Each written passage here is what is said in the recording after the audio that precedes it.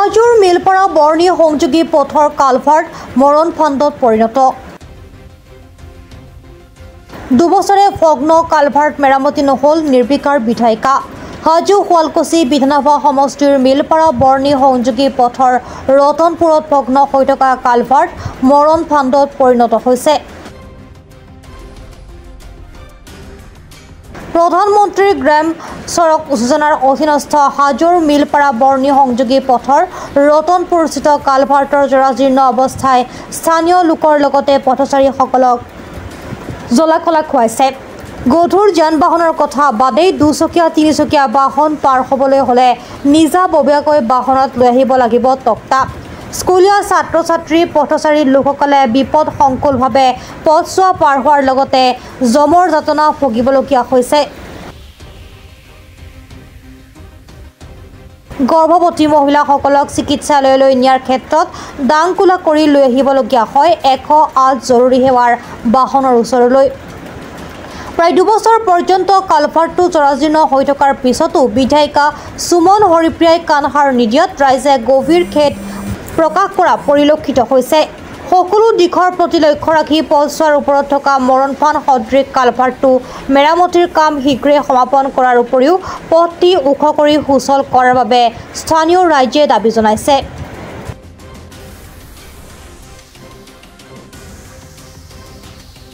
মানুহবিলাক অসুবিধা হৈছে, মানে আমাৰ বিভিন্ন অসুবিধা হৈছে ৰাস্তাটোৰ কাৰণে, আৰু সুবিধাটো আমাক লাগে। আজি 2 বছৰ হ'ল চলি আছে, নাই কোনো ধৰণৰ গুৰুত্ব দিয়া নাই চৰকাৰ। বিৰাট অসুবিধা এতিয়া আৰু বাৰিষা আহিলে পানী এককালমান পানী হৈ যায়, বাৰিষাত উল্টি যায় পাল্টি যায় ফালে পৰি যায় ফালে।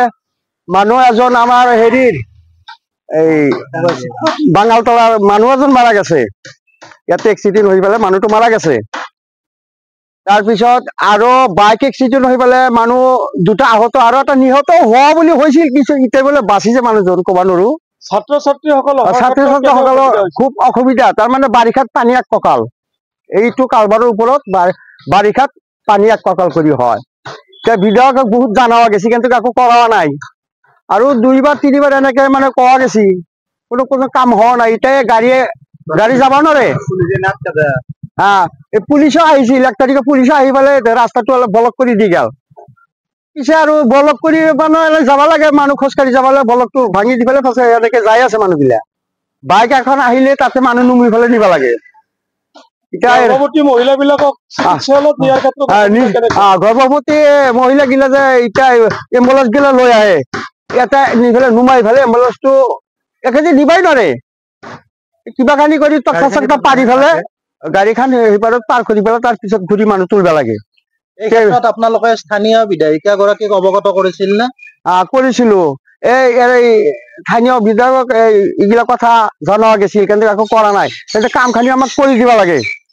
পানী কিন্তু এক কঁকাল হয় আৰু ওপৰেদি বাৰিষাত যাব নোৱাৰি।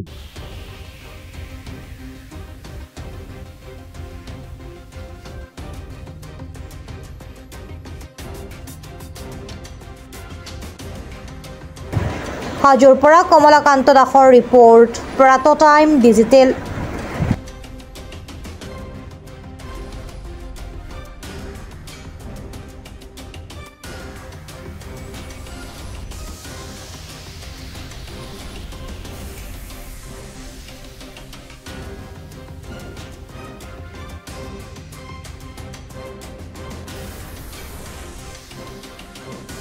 অসমৰ সংবাদ জগতখনৰ বাবে এক সুখৰ খবৰ। আপোচবিহীন ৰাইজৰ কণ্ঠ সাপ্তাহিক কবচ পুনৰ এবাৰ অসমৰ ৰাইজৰ মাজলৈ।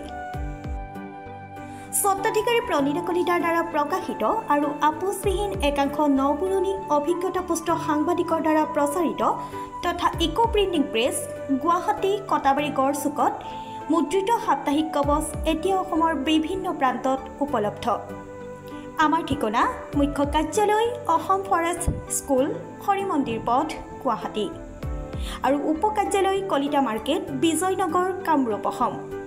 মোবাইল নম্বৰ হৈছে 9435114666 70024728813।